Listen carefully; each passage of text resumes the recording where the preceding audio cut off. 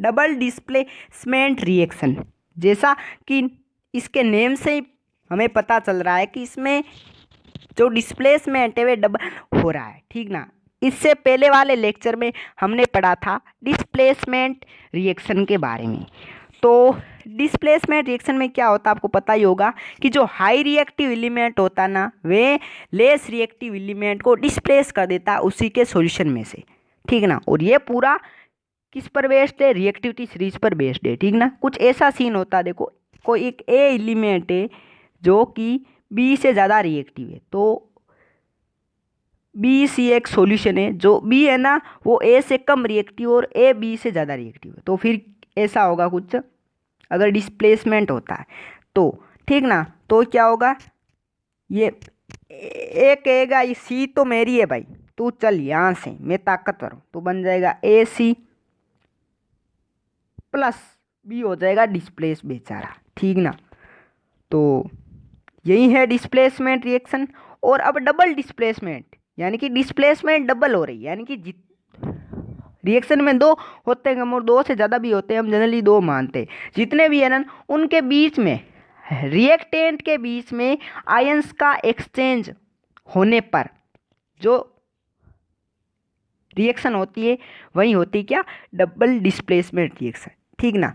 तो उसकी हम लिख लेते हैं आपको जो अभी इसको बताइए, ए प्लस बी सी गिव सज ए सी प्लस बी, ठीक ना। ऐसा ही इसकी बताते हैं डबल डिस्प्लेसमेंट की। तो ये कुछ ऐसे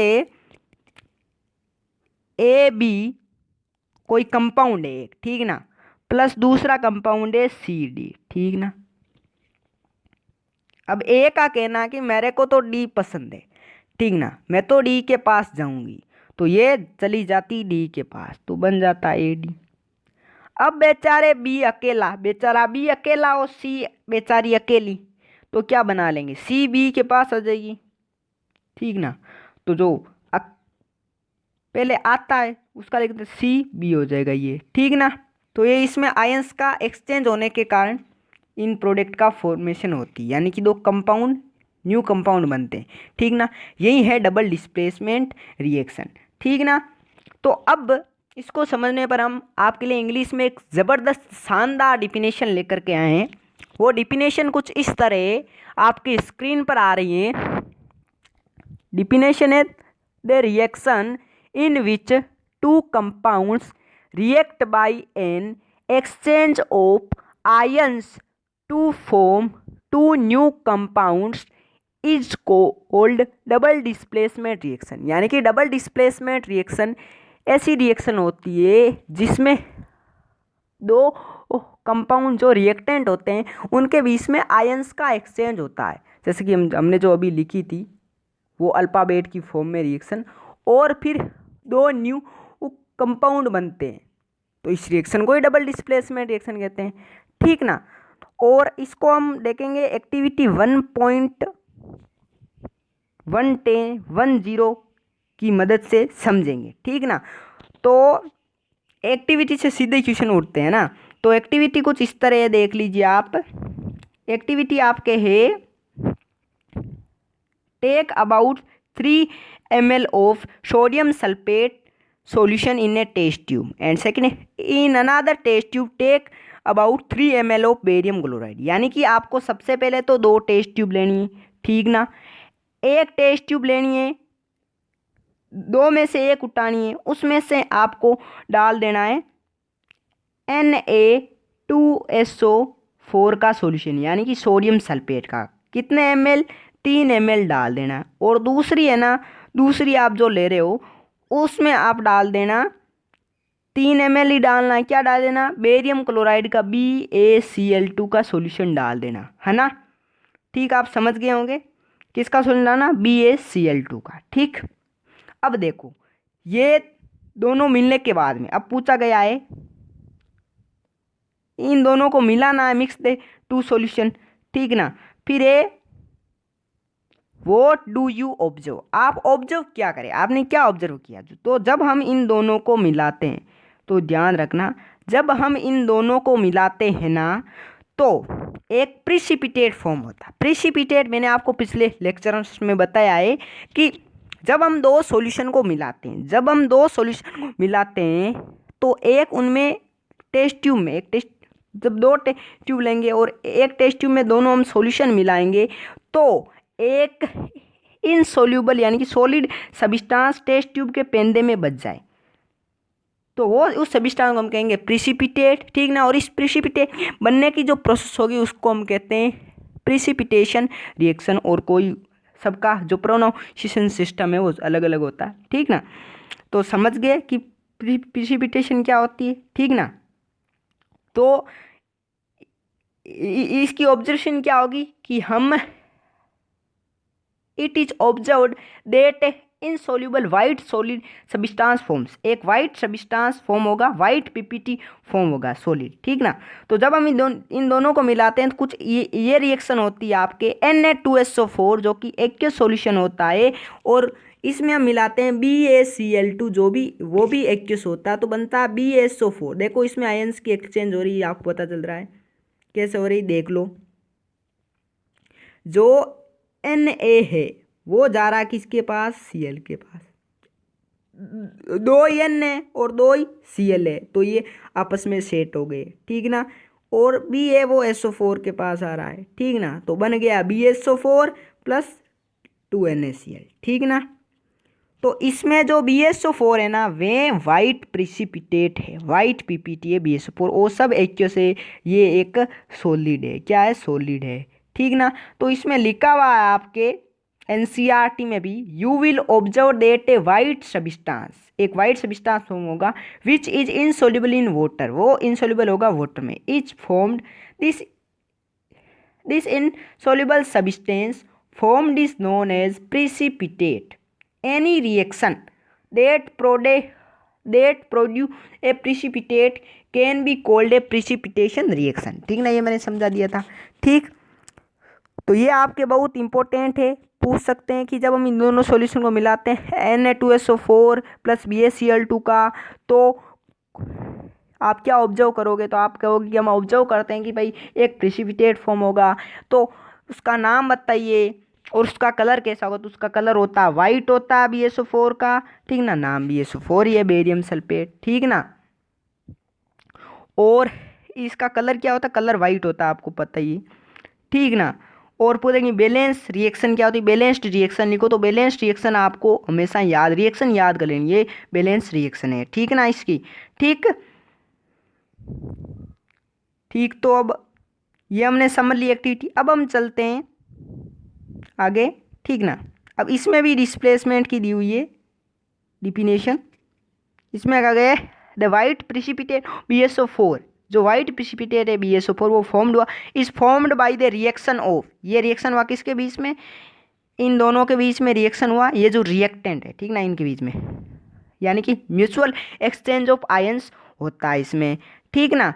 तो फिर क्या है, the other product formed is sodium chloride which remains in the solution, ठीक ना। Such reaction in which there is an exchange of ions between the reactants are called double displacement reaction. तो आप ये एनसीईआरटी की जो definition है वे भी एक अच्छी डिफिनेशन है, तो इसको लर्न कर सकते हो, लर्न क्या करना, समझ लिया तो लिख दोगे आप। अब देखो इसमें कहा गया भी एक्टिविटी 1.2 को रिकॉल करो, ये बहुत इंपॉर्टेंट है, ये समझ लो आपके एनसीईआरटी जो इंडेक्स है ना उसका यही क्वेश्चन है, ठीक ना। ये हर कभी कभी एग्जाम में सीधा एक्टिविटी उठा लेते हैं, पूछ लेते हैं एग्जाम, सिर्फ ये ऊपर वाला नहीं लिखते हैं, ये तीनों क्वेश्चन लिख देते हैं, ठीक ना। पहले कह देते हैं कि जब हम लीड नाइट्रेट और पोटेशियम आयोडाइड के सॉल्यूशन को मिलाते हैं तो क्या होता है, और फिर तीन ये क्वेश्चन दे देते हैं। तो देखते हैं हम, ये हमने पढ़ी थी कि जब हम लीड नाइट्रेट यानी कि PbNO3 और पोटेशियम आयोडाइड के सॉल्यूशन को मिलाते हैं तो क्या होता है, तो देखो इनमें होता है क्या है, ये रिएक्शन कुछ इस तरह होती है, रिएक्शन लिख लेते हैं हम, रिएक्शन होती है आपके देखो लीड नाइट्रेट यानी कि PbNO3, ठीक ना, प्लस पोटेशियम आयोडाइड, ठीक ना। तो इसमें आयंस का एक्सचेंज होगा, डबल डिस्प्लेसमेंट है तो PbI2 बनेगा, ठीक ना। PbI2 बनना है श्योर है, जो कि होता है लीड आयोडाइड, ठीक ना। प्लस बन जाएगा 2KNO3, यानी कि क्या बन जाएगा, पोटेशियम नाइट्रेट बन जाएगा, ठीक ना।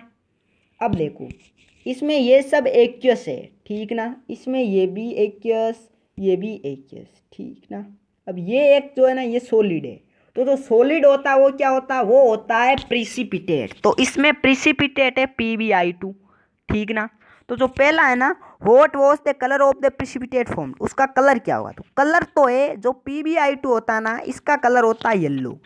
ये रिएक्शन लिख लीजिए, ठीक ना। अब देखो जो PbI2 होता है, PbI2 फॉर्म्ड होगा प्रिसिपिटेट, जो कि यही सॉलिड होता है, ठीक ना। और इसका कलर क्या होता है, इसका कलर होता है येलो, ठीक ना, येलो कलर होता है, ठीक। Can you name the common precipitate, हमने नाम दे दिया लीड आयोडाइड है, ठीक ना।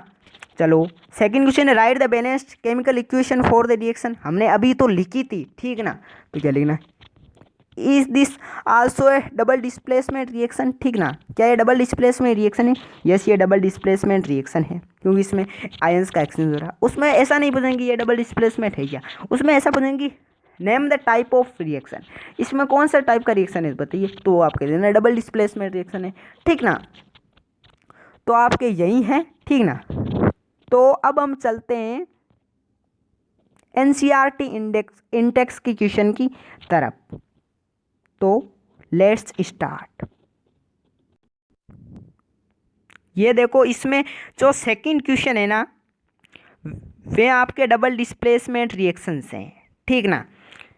ये इतना इंपॉर्टेंट नहीं, आपकी नॉलेज चेक करने के लिए बहुत इंपॉर्टेंट है। इसमें कहा गया है give an example of A double displacement reaction other than the one given in activity 1.10, ठीक ना। जो एक्टिविटी 1.10 है ना, उसके अलावा आपको कोई एक एग्जांपल लेना है, वो कौन सा था, वो था वो BSO4 वाला, ठीक ना। समझ गए या बताऊं, यानी कि जब हम लीड नाइट्रेट के और बेरियम क्लोराइड के सॉल्यूशन में मिलाते हैं जो रिएक्शन होगी वही थी 1.10 में, उसके अलावा लिखना है। और एक PbNO3 वाला जो कि अभी लिखा था हमने, एक जो एक्टिविटी 1.2 वाला क्वेश्चन सोल्व किया था, ठीक ना। तो इसके अलावा भी मैं आपको और बताऊंगा, ठीक ना। तो देखो मैं बता देता हूं, इसके अलावा है आपके एग्जाम्पल लिख रहा हूं, AgNO3 जो सिल्वर नाइट्रेट और हम सोडियम क्लोराइड के सॉल्यूशन को मिलाते हैं। तो देख लीजिए हम मिलाते हैं इनको, AgNO3, ठीक ना, जो कि एक्वस होता है, प्लस NaCl, ये भी एक्वस होता है, हमें देता है AgCl जो कि सॉलिड होता है, सिल्वर क्लोराइड, प्लस NaNO3, ठीक ना। यही था आपके, ठीक ना। और अब आपसे आप कहोगे भाई इसमें प्रेसिपिटेट कौन है, प्रेसिपिटेट ये सॉलिड होता है, AgCl सिल्वर क्लोराइड है, ठीक ना। तो अब इसका कलर कौन सा होगा, इसका कलर होगा वाइट, AgCl का क्या कलर होगा, वाइट होगा, ठीक ना। तो हमने डबल डिस्प्लेसमेंट रिएक्शन पूरी कंप्लीट कर ली है, तो आपको पूरी समझ में आ गई। तो फिर किस बात की, जा पढ़ ले।